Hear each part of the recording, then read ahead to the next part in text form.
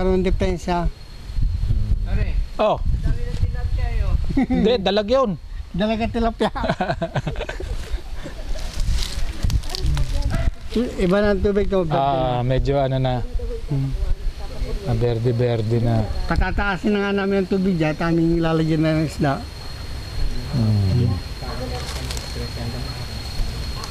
Lalagyan nyo din ng net yan? Hindi na. Hindi na. Kasi mataas-taas na to eh. No? Hindi na inaabot ang tubig dito. ang tubig hanggang dito lang eh. Ayun.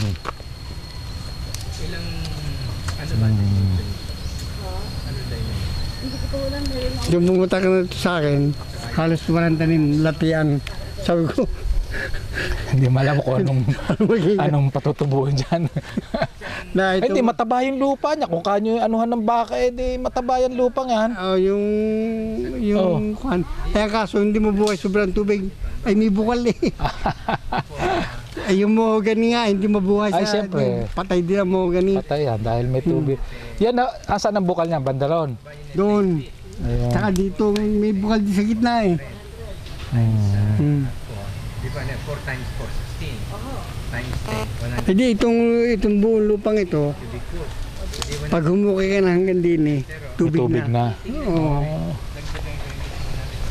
Ay, napakaganda pala. Ang kaya ano mo laman dito eh, kahit pala hindi umulan eh, pwedeng mabuhay ang ano, Ang halaman. ang halaman, ang puno at halaman. Ano? Ang kasunod Abono na lang ang problema nyo. abono lang. Napakamalang abono. Hindi nga, kung gagamitan natin ng organic Ay talaga, oo. pwede ayos yan. So ang tubig dito ang linaw. Eh, yung ang pininom nyo, sabi nyo, bukal, sarap eh. Ibang iba yung ano eh. Yan eh, hindi na ho kasama sa ano niya, property niyan. Hindi na. Ito ang boundary eh. Yan may ano yan. Oo. Yun lang naman ang buwali sa amin. Yung daod na amin na yung pa yung... Dati may 1 month na baga? Ang, Ay, nilagay mong fertilizer. wala pa. Pero may mga lumot-lumot na ho, ano? Ayan, may lumot na. May nalutang na. May nalutang na eh, oh. Okay na yan eh. Lumot. Yung rambutan na namin nandun. Yun ang lalagyan na namin ng fertilizer ngayon.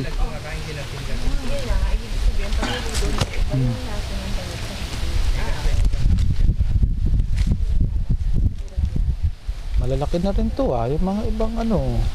Ayun yung sabay. Hinuukay, kinabukasan meron na. Ilan po ang inilaglag niyan? Na nilagay. Hindi namin lalagay yun. Kusang nandyan na yan. Kung saan nagkameron. Aba, di okay lang.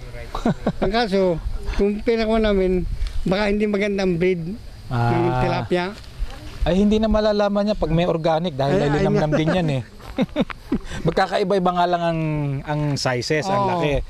Pero yung lasa niyan, Iba. masarap din yan at ano.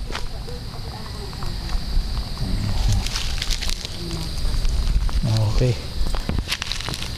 Nandito tayo sa sa aqua farm nila Mr. and Mrs. Boser dito sa San Benito, Alaminos, Laguna. Napakasarap po nung pinatikim nyo sa amin. Napakalinamnam at walang lansa, wala pong amoy yung tilapia na kain natin. So napakaganda po nung pangyayaring ito. Ano po ang masasabi ninyo? Ang masasabi ko, ay yan lahat ay utang namin sa Atobe. Hindi naman, no? Sabagat ang ginagamit nga namin noon una, yung commercial feeds, hindi magkaiga ang pispan namin. Pero yung Atobe, nagsasabi nila, ay ayun, nagkaigi. Pati texture ng isda, ayos-ayos. At lalo pang sumarap. Ang mga tao nga, yung nabili, hinahanap-hanap nila. Kaya kailangan i-program nyo na yung inyong pag-aani dahil para hindi kayo maubusan. Ay nagkakaroon nga kami ng expansion para Ayun, sa... Ay, napakaganda ho niyan dahil yung ibang, sabi nga kanina, yung ibang mga producer, namumroblema sila kung saan nila ilalako, saan nila dadalhin yung kanilang pinoproduce. Pero kayo, yung customer na pala mismo Gabi na, ang... nakatok pa ho. kayo na nilalapitan. Gabi na, nakatok pa sila, naghahanap ng tilapia. Kasi natikman niyang lasa, talagang malinamnam. Yung dating umu-order ng first time na umorder ng dalawa, ngayon 4 kilos na, 6 kilos na. Ayan. At abot na po kami hanggang Sukat, hanggang Makati, Ba? yung mga order po, hanggang Merville po. Aba, Nandun, tingnan mga nyo nga order na. naman ano.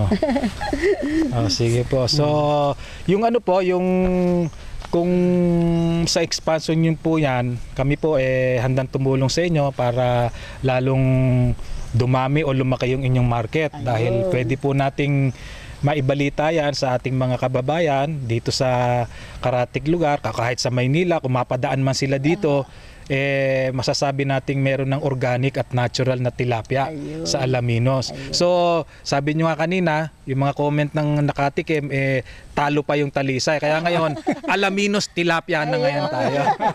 Alam mo yun, tilapia na. Yeah. Sige. Sabi po, salamat. Running water po kasi itong sa atin. Kaya talagang malinis na malinis. Mhm. Salamat din po sa inyo, sir. Salamat sa Tobe. Okay. Okay.